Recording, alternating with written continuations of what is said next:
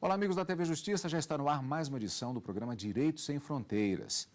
No programa desta semana, vamos abordar a questão do estupro na Índia. Um dos casos de violência contra a mulher que tomou uma grande proporção foi de uma estudante de medicina vítima de um estupro coletivo dentro de um ônibus. Ela voltava do cinema com um amigo quando foi surpreendida pelos criminosos.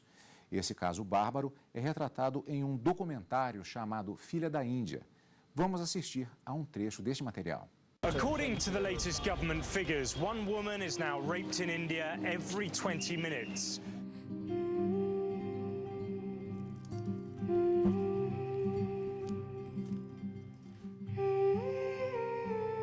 ज्योति सोती थी तो आँख खींचती थी, तब कहती mummy mummy. आखिरी बार जब हम उसको हॉस्पिटल में मिले, उसने हाथ में हमारा हाथ लेके चूमा और बोला कि सॉरी मम्मी, हमने आपको बहुत तकलीफ दिया, आई एम सॉरी। जो आवाज़ आ रही थी सांस लेने के तो लिए तो वो बंद होने लगी, ऐसे टेढ़े टेढ़े जो चलते हैं वो सीधा होने लगा।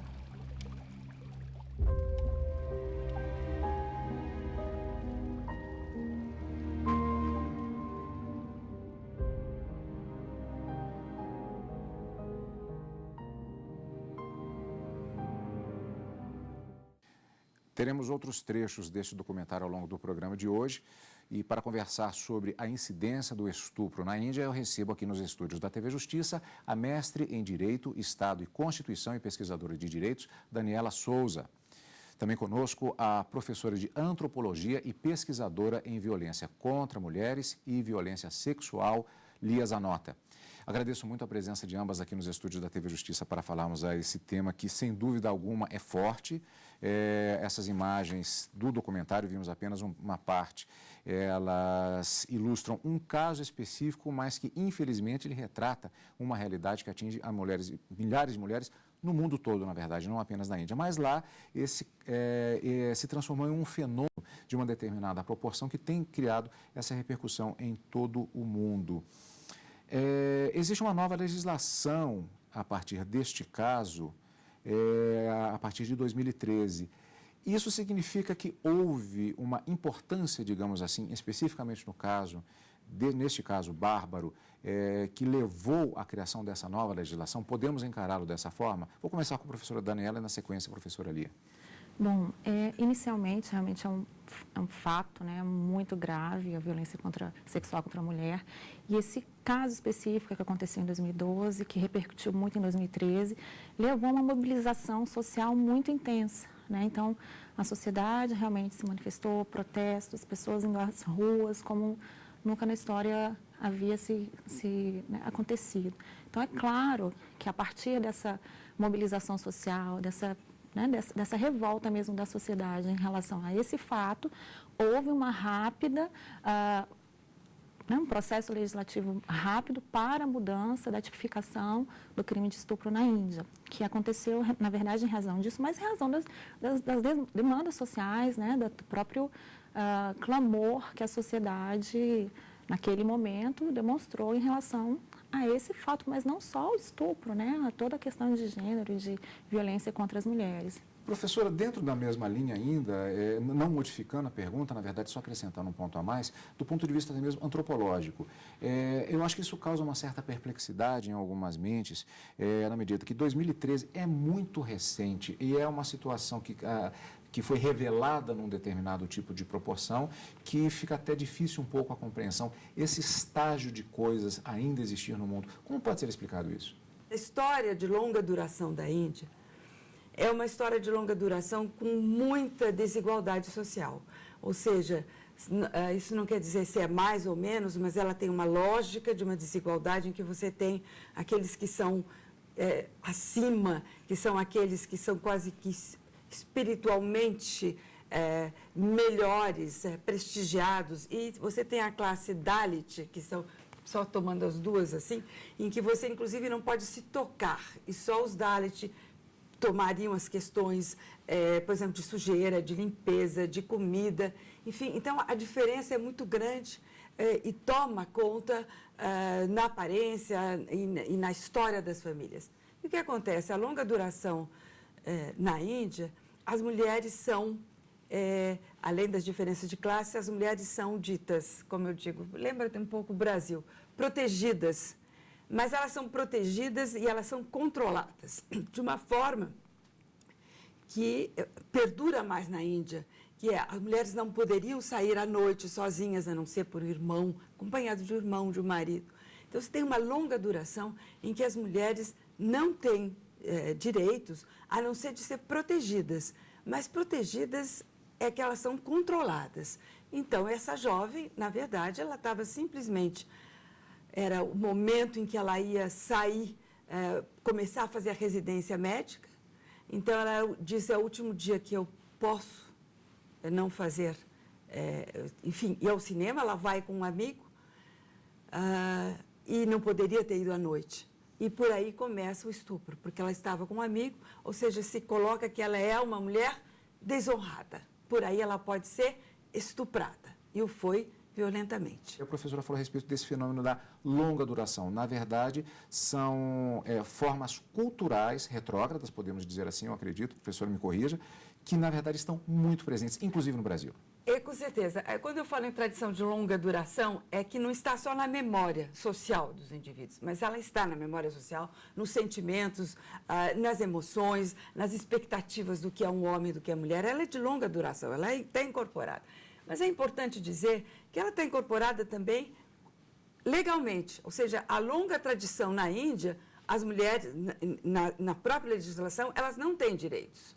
E toda a ideia de mulher honesta é uma mulher honesta que, na verdade, ela tem que ser honesta, senão ela é nada. Ela é vadia, ela não é nada, ela não tem direito nenhum. Então, essas concepções implicariam, portanto, que você exigiria da mulher uma, digamos assim, uma fidelidade, uma virgindade sexual que você não exige do homem.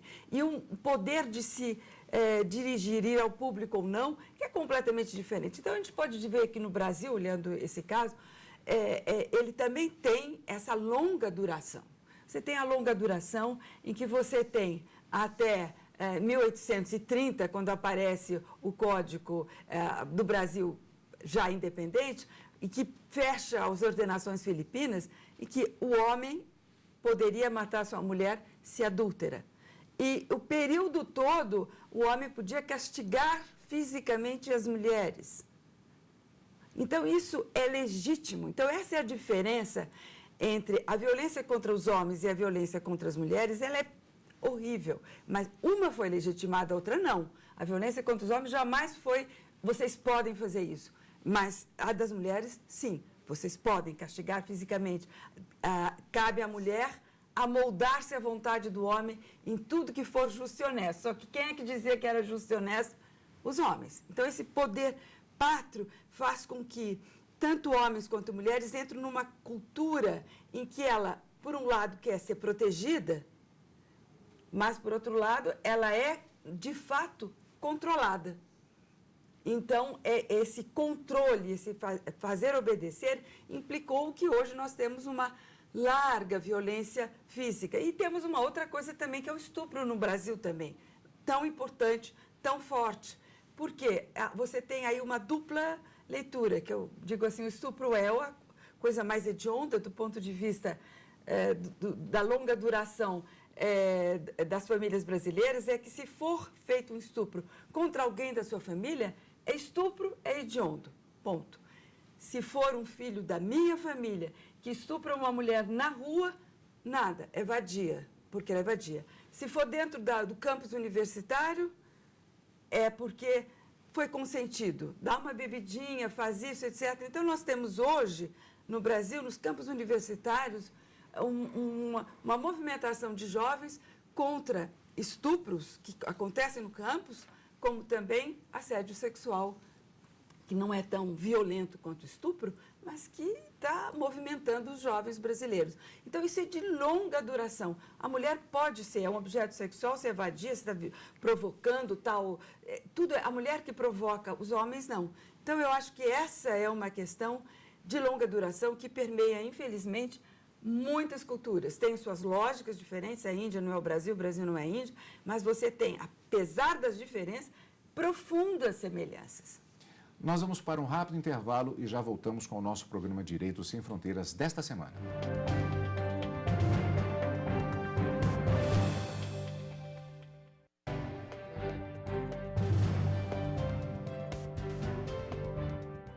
Estamos de volta com o nosso programa Direitos Sem Fronteiras, que está abordando um fenômeno que acontece, que tem repercussão no mundo todo, na verdade refletindo algo que acontece em outras partes do mundo, é a questão dos estupros na Índia. A legislação, o processo de elaboração das leis, ele está acompanhando essas novas visões e no caso específico da Índia, há uma diferença já nessa legislação que foi motivada por esse caso específico, com resultados? Sim, na Índia especificamente, depois do fato de 2012, da mobilização, aconteceu o agravamento da pena, né? Então, o crime de estupro antes era de pena mínima de 7, máxima 10 anos, passou de pena mínima para 20, até pena perpétua, até mesmo pena de morte, né? Então, foi uma reação do próprio Estado, dizendo que estava dando, digamos, um peso maior para quem praticasse aqueles crimes, como crimes gravíssimos, né? Absolutamente gravíssimos. No Brasil, especificamente também, a gente teve uma mudança também na legislação há alguns anos e é claro que há, pelo Estado, um acompanhamento também do que a sociedade está dizendo, né? Que é inaceitável estuprar uma mulher, né? É inaceitável praticar violência sexual contra alguém, né? É inaceitável você violar a liberdade sexual de alguém e isso tem que ser realmente reprimido pelo Estado, tem que ser modificado em termos sociais como uma concepção que, como a própria doutora Lia colocou, culturalmente se aceitou durante décadas, séculos, né, a história da humanidade, que a mulher fosse utilizada como objeto, né, a questão do corpo da mulher como disponível para o homem. Então, culturalmente existe isso. Agora, esse processo social para modificar, claro que o Estado tem que acompanhar também, mas eu não tenho certeza se somente leis são suficientes para a gente mudar uma concepção que é cultural. Claro que a lei também tem um impacto, né, até para mostrar a posição do Estado. Fala-se muito a respeito da aceitação da vítima de violência. Não aceitação no sentido de concordar com aquilo. Ela acaba tendo uma posição passiva culturalmente em relação a determinados tipos de violência, o que não diminui o grau da violência cometida. Isso acontece também especificamente no caso dos estupros? O fato de ser aceitação é aceitação legal, cultural, mas ela é completamente vivida diferentemente pelas mulheres. Então, é evidente que uma mulher que sai eletrocutada, como é o caso da Maria da Penha, porque o marido fez assim, ou uma mulher que recebe o ácido na Índia, ela não vê aceitar, ela sabe que a cultura quer isso, mas isso não significa que ela compartilhe, que ela esteja de acordo. Então, quando a questão eu como antropóloga, a questão das práticas culturais, a gente tem que ver que todas as práticas culturais se dão em sociedades que têm conflitos internos, que têm hierarquias internas, portanto, eles são sempre desiguais, essas legislações. Então, acho que é importante pensar que é uma desigualdade absolutamente incrível, mas, sim, ela foi aceita pelo Estado. Eu acho que, em grande parte, porque sempre todo mundo fala legislação, tem que aumentar a pena.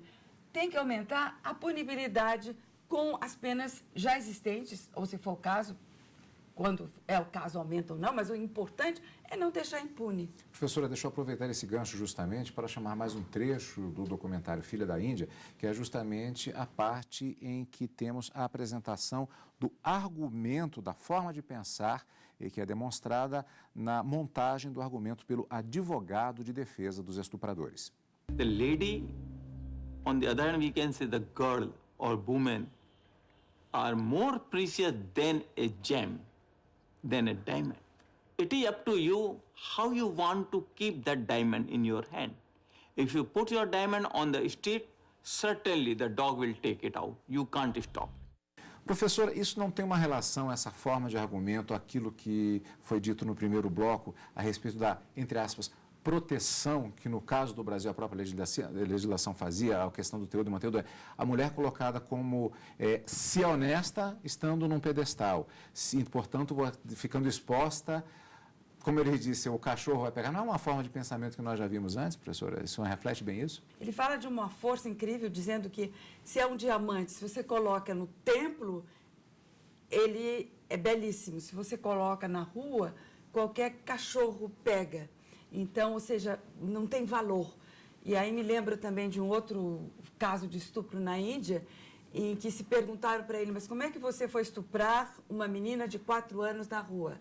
Ele respondeu, estava na rua, ela, a menina, e a mãe saiu, estava na rua, não vale nada.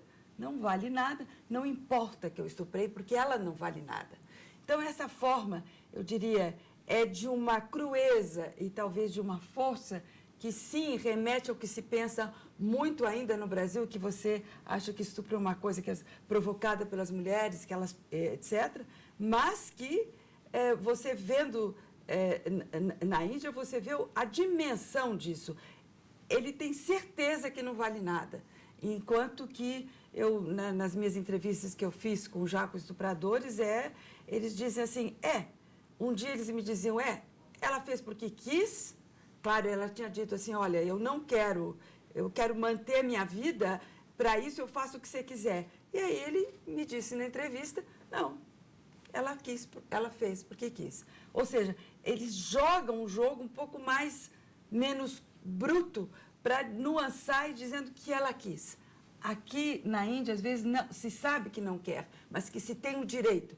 Então, sim, tem uma relação profunda entre o que se fala no Brasil e na Índia, só que na Índia a gente vê de uma forma aquela ideia de que proteger é possuir e aonde você pôs é a culpa dos pais que puseram essa menina na rua, ou a menina Dalit, ou a estudante de medicina, ou quem quer que seja. Professora Daniela, a questão da denúncia, isso é uma tecla que tem se batido muito, particularmente no caso aqui do Brasil, continua sendo fundamental, como aliás tem acontecido na Índia também. Sim, os casos de violência sexual contra a mulher especificamente, eles são difíceis de serem analisados do ponto de vista jurídico também, porque muitas mulheres não denunciam, né? Ou quando também denunciam, nem sempre são recebidas por um sistema receptivo, né? Que é uma situação dificílima. Óbvio que um exame de corpo de delito para avaliar, né, um crime de estupro é absolutamente constrangedor. Então, existem várias situações que eventualmente levam a mulher a desistir, até mesmo de denunciar, quando ela coloca na balança as questões que vão perpassar pelo fato dela ter sido violentada e ao que ela vai se submeter posteriormente, né? Então, infelizmente, existem menos estatísticas reais do que o que os fatos realmente poderiam dizer. Esse argumento que foi apresentado, por exemplo, numa situação em outros países e no Brasil também, esse argumento ainda tem cabimento? Ainda é possível aceitar? A gente tem que avaliar, na minha opinião, Cadu, que a gente também vive numa sociedade que culturalmente é uma sociedade machista.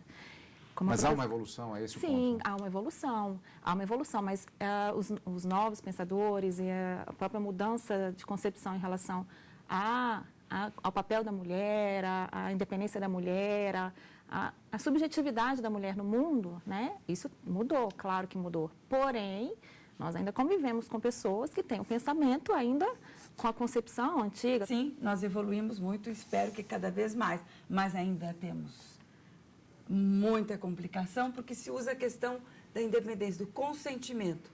Toda a defesa hoje não é a defesa de que eu tenho o direito de estuprar, mas é a defesa, ela consentiu. Vamos aproveitar e ver mais um trecho do documentário Filha da Índia, que especificamente escolhemos a argumentação apresentada por Mukesh Singh, um dos condenados pelo estupro. ताली कभी एक हाथ से नहीं बजती, दोनों हाथों से बजती है। अगर कोई शरीफ लड़की होती है रात को 9 बजे मतलब नहीं घूमती।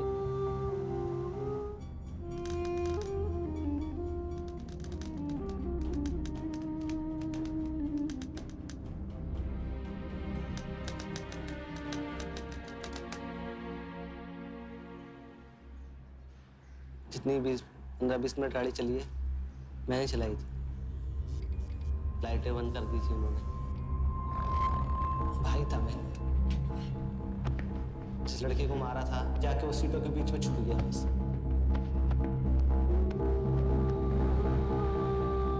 लड़की चिल्ला रही है बचाओ बचाओ, भाई की आ रही थी गाड़ी मत रोक, चलाता रहिए।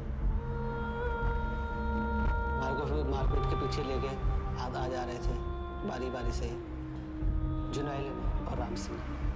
बाकी बाद में अक्षय वगैरह ये सब गए थे।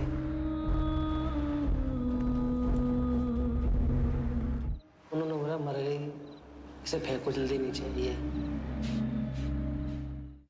Como é que as senhoras professoras veem este comportamento, a declaração desse homem em relação à realidade indiana? Bom, infelizmente é um marco, como a doutora Lia já comentou, cultural, de que há o direito de se utilizar do corpo da mulher, né? Claro que a gente também não pode generalizar. Nós estamos falando de uma pessoa que cometeu um crime gravíssimo, né? Que está mencionando publicamente a sua opinião. A gente não pode dizer que todos os homens indianos pensam assim, né? Mas culturalmente nós sabemos que existe uma sujeição da mulher a alguns aspectos, mas a sociedade está mobilizada para que isso também se transforme, né? As mulheres não aceitam isso também. É um crime, é uma violação absurda, é um horror, chocou não só a Índia, mas o mundo. Agora, não acontece só lá, né, Cadu? É verdade. Inclusive, no Brasil, nós também já tivemos, infelizmente, casos de estupro, muitos, com mortes das vítimas. E agora, o que eu acho que ele disse é que quem é mais culpado é a garota do que o homem, não é? E que toda a pergunta feita foi, os rapazes entraram e perguntaram para o menino, como é que você está aqui com uma jovem depois das 9? Ele disse, não tem nada a ver com isso. Ele foi jogado para baixo do banco, eles passaram a estuprar. Ou seja, é de uma violência atroz, e ele vai dizer, e os seus advogados vão dizer, neste estupro, que a culpa é das jovens, das garotas que saem à noite. Então, este é um ponto fundamental, ou seja, que não é que culturalmente a mulher seja um objeto apenas, mas se diz que ela é culpada, esse é o ponto. Ela que tem que ser honesta, ela que tem que se defender, ou seja, ela que tem que ser proibida e controlada no espaço público e no espaço privado. Nós temos que pensar sobre a Índia e temos que pensar sobre nós, porque se isso fica muito forte para nós, com certeza, a entrevista de qualquer mulher estuprada mostra a tragicidade de como ela assume uma vergonha, como em alguma parte ela fica paralisada, não porque ela acha que ela fez algo errado, não é por isso, é pelo olhar dos outros sobre ela. O nosso programa Direitos Sem Fronteiras de hoje vai ficando por aqui. Nós conversamos sobre os estupros que ocorrem na Índia, que leva a uma reflexão não apenas sobre a questão da legislação, sobre a questão cultural em todos os países, mas sobre a própria questão da humanidade. Quem nos ajudou na discussão foi a mestra em Direito, Estado e Constituição e pesquisadora de Direitos Humanos, Daniela Souza, e a professora de Antropologia e pesquisadora em Violência contra Mulheres e Violência Sexual, Lia Zanota. Muito obrigado a ambas pela presença aqui nos estúdios da TV Justiça. E você quer participar do programa? Envie a sua sugestão para o e-mail direitosemfronteiras@stf.jus.br. Você também pode rever esta e outras entrevistas no site. Basta acessar tvjustiça.jus.br. Até a semana que vem. Tchau.